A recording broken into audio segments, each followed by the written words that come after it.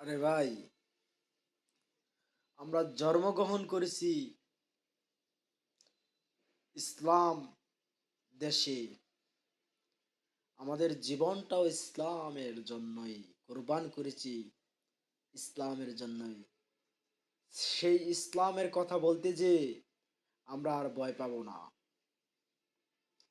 কোরআনের কথা বলতে যে আর ভয় পাবো না আমরা।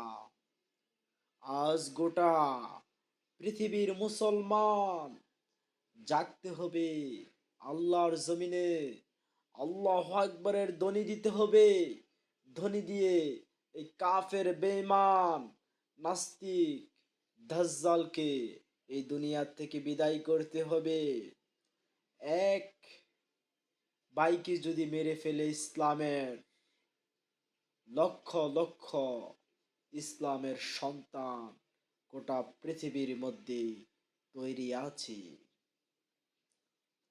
আমরা যারা ইসলামের কথা বলতে যে যাদের ইসলামের কণ্ঠ, যাদের ইসলামের বটি দুনিয়ার থেকে যারা বিদায় করে দিতে চায়, আমরা বলবো তাদেরকে আল্লাহ বেশি দিন জমিনে রাখবে না।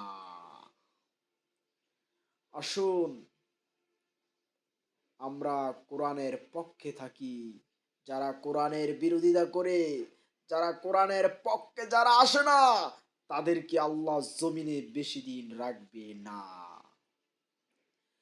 এই গোটা পৃথিবীর মালিক হইছে যে আল্লাহ আমাদেরকে সৃষ্টি করেছে, যে আল্লাহর নেয়ামত, যে আল্লাহর রিজিক আমরা খাই, সে আল্লাহর কথা বলতে যে আজ আমরা ভয় পাবো না। কোরআনের কথা বলতে যে যদি আমাদেরকে যদি দুনিয়ার থেকে যদি কেউ যদি বিদায় করে দেয়, আমরা কোরআনের কথা বলবো, আমরা ইসলামের কথা বলবো, আমরা ইমাম মাহাদিকে বাংলাদেশের নয় গোটা পৃথিবীর নেতা বানানোর জন্য আমরা বলে যাব। ইমাম মাহাদি হবেন গোটা পৃথিবীর নেতা। আমাদেরকে যদি দুনিয়ার থেকে যদি বিদায় করে দেয়, আমরা ইমাম মাহাদিকে এই গোটা পৃথিবীর নেতা বানানোর জন্য আমরা স্লোগান দেব। বাংলার মুসলমান 12 তারিখে আমরা বোর্ডে আমরা দেখতে চাই ইসলাম। আমরা ইসলামের মালা পরিয়ে দেব 12 তারিখে। দাজ্জালকে আমরা 12 তারিখে এই দেশ থেকে বিদায় করব। ইমাম মাহাদির হাতে ক্ষমতা থাকবে। এই গোটা পৃথিবীর ক্ষমতা থাকবে ইমাম মাহাদির হাতে। আমরা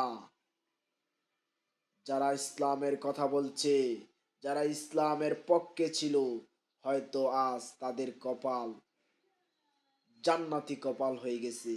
আর যারা যারা আজকে যারা আজকে ইসলামের বিরোধিতা করছে তারা জাহান্নামী। কিন্তু জাহান্নামী মানুষকে আমরা কোনোদিনও বাংলার জমিনে প্রেসিডেন্ট হতে দেব না, ইনশাল্লাহ।